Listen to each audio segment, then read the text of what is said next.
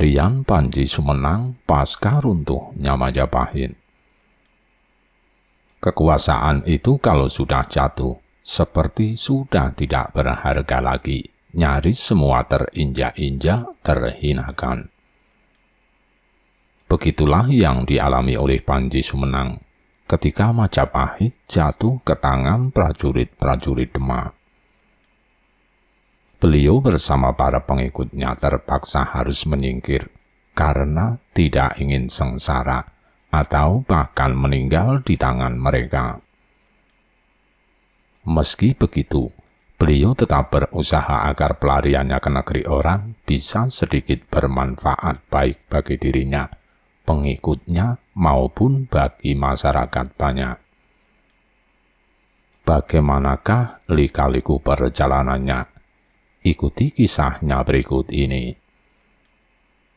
Pada saat Majapahit digempur oleh prajurit-prajurit Demak, banyak kerabat keraton lari berhamburan menyelamatkan diri ke berbagai penjuru. Termasuk Panji Sumenang, keturunan Brawijaya V. Dia bersama prajuritnya menyingkir mengikuti Syekh Siti Jenar. Demi keselamatan dirinya sepanjang pelariannya, dia mengganti namanya menjadi Sunan Palang Santikawara. Di daerah-daerah tertentu beliau singgah beberapa hari untuk mengadakan pertunjukan wayang kulit. Sunan Palang menjadi dalang barangan. Dipilihnya tujuan pelarian itu ke Cirebon untuk mencari perlindungan pada Syekh Siti Jenar yang dianggap sesat oleh para wali sangha. Pitutur luhur dan nasihat baik selalu disampaikan dalam setiap pertunjukan wayangnya. Makanya jika dimintai piwulang, langsung Sunan Palang selalu menolak dengan halus. Nontonlah lakon wayang yang nanti malam akan aku pentaskan. Kalian akan dapat mengambil hikmahnya, ucapnya. Dengan demikian, orang menjadi penasaran dan semakin hari semakin banyaklah mereka yang menyaksikan lakon-lakon yang dimainkannya. Kesempatan ini digunakan oleh Sunan Palang untuk menyampaikan ajaran-ajaran kesejatian, disisipi dengan pitutur luhur. Dan juga filsafat-filsafat kejawen yang intinya sangat menjunjung tinggi harkat kemanusiaan, tepo seliro. Menghargai hak orang lain, bahkan juga menghormati kakek moyang yang sudah meninggal, mengenang amal perbuatan baiknya dan sebagainya. Sultan Cirebon menerima Sunan Palang Santikawara dengan senang hati. Sejak saat itu, wayang kulit dikenalkan kepada masyarakat kawasan Cirebon dan sekitarnya. Ternyata kesenian ini bisa diterima dengan baik oleh warga masyarakat. Lakon-lakon carangan lalu diciptakan. Tokoh-tokoh baru juga dihadirkan, sehingga kian tambah beragam-ragamlah jenis tokoh pewayangan dengan berbagai karakteristiknya. Hal ini untuk memperkaya lakon-lakon pakem yang sudah ada sebelumnya. Tentu saja pada perkembangan berikutnya, bukan tidak mungkin terjadi berbagai perubahan di sana-sini, disesuaikan dengan adat kebiasaan dan situasi serta kondisi seni budaya setempat yang juga terus berkembang. Salah satu contohnya, bentuk wayang pun mengalami perkembangan menjadi wayang golek, wayang dengul, wayang beber, dan lain-lainnya. Ternyata tidak lama, hanya sekitar 1 tahunan, Sunan Palang Santikawara mengungsi ke Kesultanan Cirebon. Setelah situasi dirasakan aman, beliau bersama seluruh prajuritnya yang juga berperan sebagai wiyaga atau penabuh gamelan itu pulang, kembali ke Majapahit. Mereka menggunakan 8 buah gerobak untuk membawa seperangkat gamelan, Berikut wayang beserta ubah rampenya. Sepanjang perjalanan pulang ini pun Sunan Palang Santikawara berkali-kali juga mengadakan pertunjukan wayang di daerah-daerah yang dilewatinya. Pertama, untuk memberi hiburan kepada warga sekitar, dan yang kedua, beliau mengajarkan ilmu kesejatian dan tata kehidupan yang baik dalam hal menciptakan kedamaian hidup bersama. Dengan demikian, perjalanan pulang ini justru memakan waktu yang sangat lama, karena di suatu daerah rombongan itu bisa singgah antara 1 sampai 2 minggu untuk persiapan pentas wayangnya. Waspadalah, di sini kayaknya ada orang berilmu tinggi, kata Panji Saprang, si tukang kendang yang juga prajurit kepercayaan Sunan Palang Santikawara, menyampaikan sasmita yang diterimanya dalam mimpinya semalam. Iya, di sini tanah Perdikan Menoreh, daerah terjauh yang termasuk wilayah kerajaan Demak, jawab Sunan Palang Santikawara tidak cemas. Baginya prajurit-prajurit Demak yang terampil berperang dan berilmu tinggi, kebanyakan berada di pusat kerajaan, bukan di daerah terpencil begini. Kalaupun ada, itu termasuk prajurit Demak dengan kedudukan rendah, dan ilmu kanuragan dikuasainya pun tentu masih dalam tataran wajar-wajar saja. Malam harinya pas bulan purnama di musim kemarau, langit bersih, berjuta bintang bertaburan di langit biru, blencong dinyalakan, dan lampu-lampu minyak juga sudah dinyalakan di seputar panggung pertunjukan. Panji Saprang menghentak gendangnya, memimpin wiaga yang lain untuk bersama-sama menabuh gamelan. Keras suaranya berirama rancak.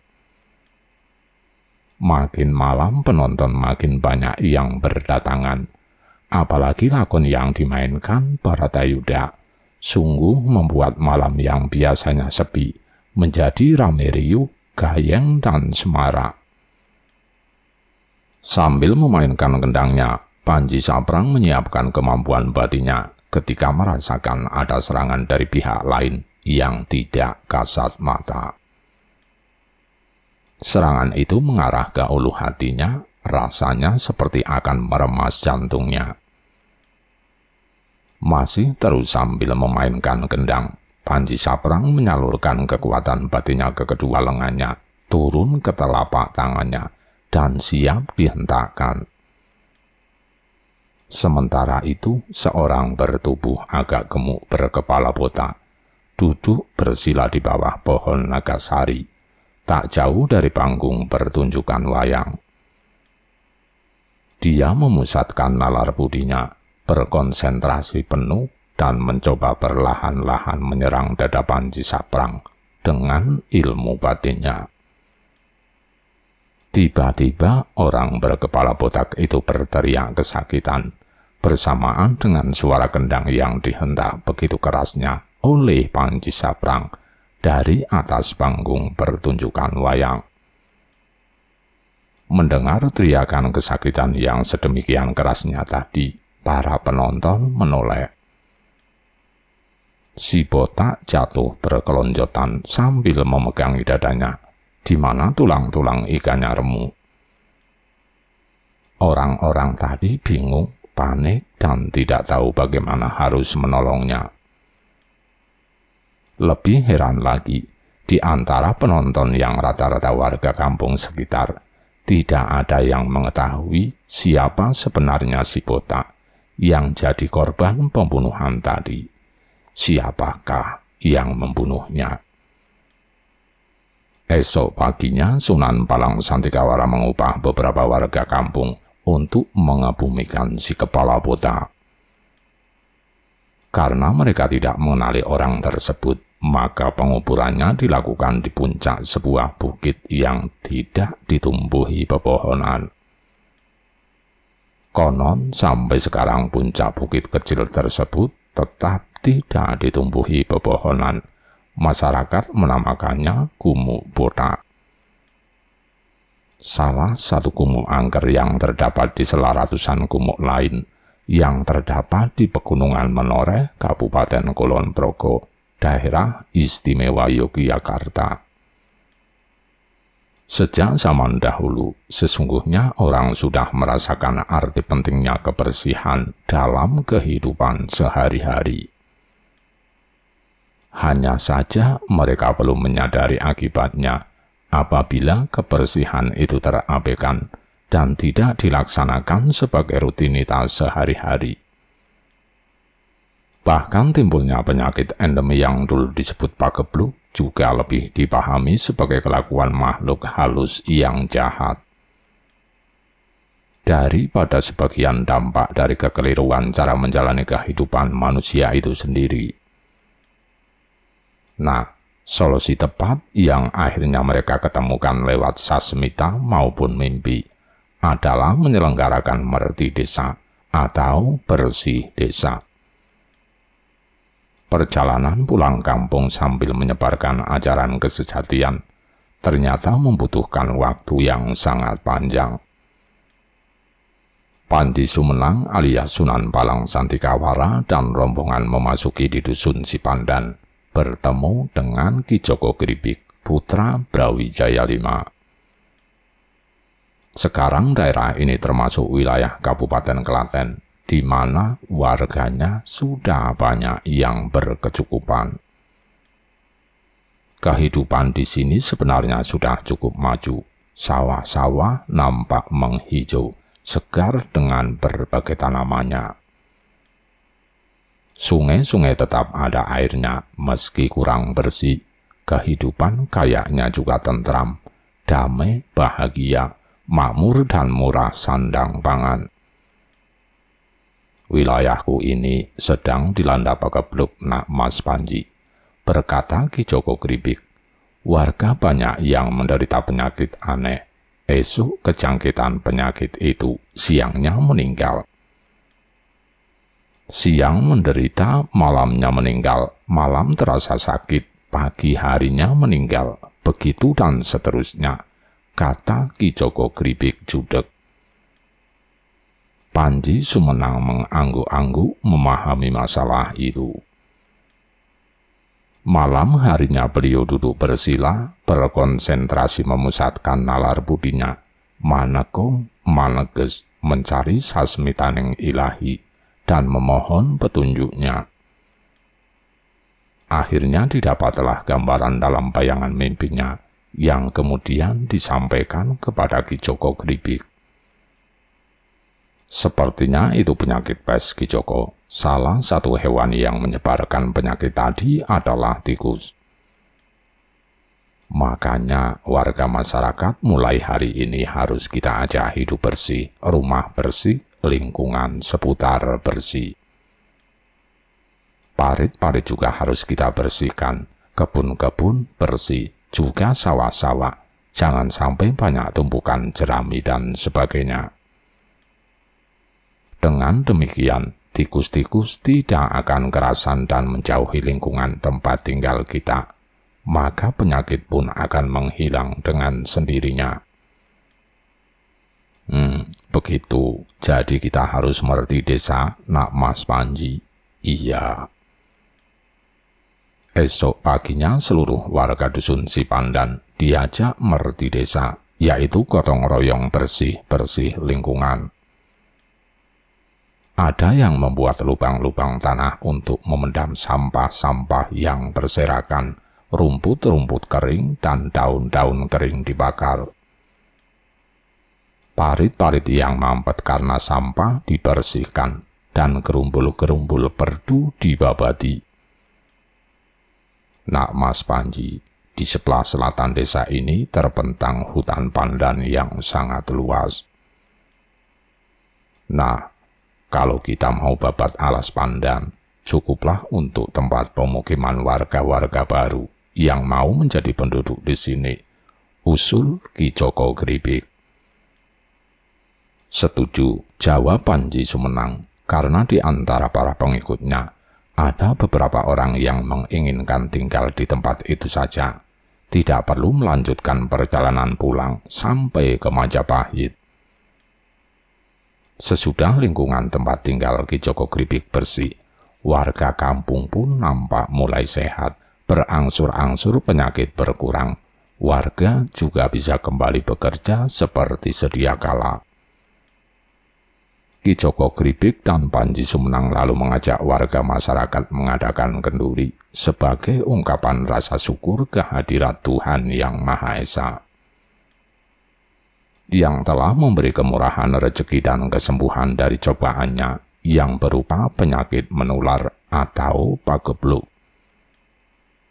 Malam itu kemudian diselenggarakan pula pentas wayang kulit semalam suntuk dengan dalang Ki Panji Sumenang alias Sunan Palang Santi Kawara. Dari kejadian di atas sampai sekarang banyak warga masyarakat jika menyelenggarakan merti desa diramaikan dengan nanggap wayang purwa sedalu natas. Tentu saja hal ini dimaksudkan sebagai sarana hiburan masyarakat, mewujudkan rasa senang dalam kebersamaan yang akrab dan gotong royong. Untuk mewujudkan rasa kebersamaan yang padu, sekaligus mengekspresikan toleransi sosial yang saling rasa rinasan sesama warga satu dengan yang lain. Memulai babak baru sebuah lingkungan kehidupan, tentu banyak hal yang perlu dipersiapkan, tidak cuma materi, sarana dan prasarana saja, melainkan penyesuaian kondisi lahir batin dan kemampuan spiritualitas juga perlu dipersiapkan untuk menjalin komunikasi antar manusia, alam dan makhluk lain yang sama-sama mukim di tempat itu. Maka kearifan lokal perlu diwujudkan sebagai media demi terciptanya keseimbangan berbagai unsur kehidupan tersebut. Apa yang selama ini diangan-angankan Ki Joko Gribik mulai mendekati kenyataan, yakni terciptanya lingkungan pemukiman warga yang tertata baik, rapi, dan sehat. Panji Sumenang sekarang dijadikan anak menantunya, dikawinkan dengan anak gadisnya. Sebuah padepokan kecil pun berdiri di bekas hutan pandan yang dulu penuh duri. Sekarang makin hari makin ramai, banyak cantrik-mentrik yang berguru di situ. Padepokan tersebut oleh Panji Sumenang dinamakan Padepokan Pandanan. Selain mengajarkan pelajaran agama, di Padepokan Pandanan juga diajarkan keterampilan olah kanuragan, keprajuritan, keterampilan bercocok tanam, perdagangan, dan sebagainya. Seperti ketika masih mukim di seputar Keraton Majapahit dulu, Ki Panji Saprang gemar memelihara kuda sebagai kelangenan. Gedokan atau kandang kuda itu didirikan di belakang rumah, sehingga kotorannya bisa langsung dibuang ke pategalan, sekaligus dimanfaatkan sebagai pupuk tanaman. Kakang Panji Saprang, kukira siapa yang datang? Mari masuk, Kakang, kata Panji Sumenang mempersilahkan tamu yang datang. Terima kasih, Adi Sumenang. Aku baru saja sowan ke Ki Joko Gribik. Begini, Adi, besok malam aku undang Adi ke rumahku untuk memberi doa restu. Aku akan menyelenggarakan kenduri kecil-kecilan dalam rangka syukuran Mong-Mong Belo. Jadi, kudamu sudah beranak. Betul. Makanya kita perlu bersyukur kepada Allah yang Maha Peparing rezeki kepada kita. Mudah-mudahan semuanya bermanfaat bagi kita semua. Iya, Kakang, besok malam, insya Allah aku akan datang. Warga kampung sini semua diundang juga kan? Jawab Ki Panji Saprang terus minta permisi pamit pulang. Demikianlah yang kemudian menjadi adat kebiasaan masyarakat di Dusun Sipandan. Setiap kali mereka mendapatkan kemurahan rezeki apa saja dari Yang Maha Kuasa, tidak pernah lupa bersyukur. Rasa syukur itu mereka wujudkan dalam bentuk kenikmatan bersama berupa kenduri, makanan, minuman yang enak-enak untuk dinikmati bersama. Sebelum menikmati hidangan tersebut diawali dengan pembacaan doa-doa, dipanjatkan kepada Allah Subhanahu wa Ta'ala sebagai rasa terima kasih kepadanya. Kebiasaan seperti ini di sementara warga masyarakat sampai sekarang masih dilestarikan. Sehingga ada kenduri mong-mong cempik, kenduri mong-mong maheso, kenduri mong-mong pedet, dan bahkan ada kenduri mong-mong montor, lantaran diberi kemurahan rezeki oleh Tuhan, bisa membeli kendaraan berupa sepeda motor. Jadi, di sini prinsipnya mengungkapkan rasa terima kasih kepada Allah atas kemurahan rezeki yang diberikannya. Sebab dengan selalu mengungkapkan rasa syukur kita, senantiasa akan selalu ingat kepada Allah, memupuk keimanan kita, dan selalu memperbaiki cara-cara kita menembah kepadanya. Tentu saja kita semua mengerti bahwa kenduri, sesaji, dan ubur rampe lainnya itu bukan untuk kita sembah, melainkan hanya sarana atau media untuk memenuhi tata cara tradisi yang lebih cenderung sebagai ritual budaya, sebuah kebiasaan baik yang dulu selalu dilakukan oleh kakek moyang kita. Rahayu.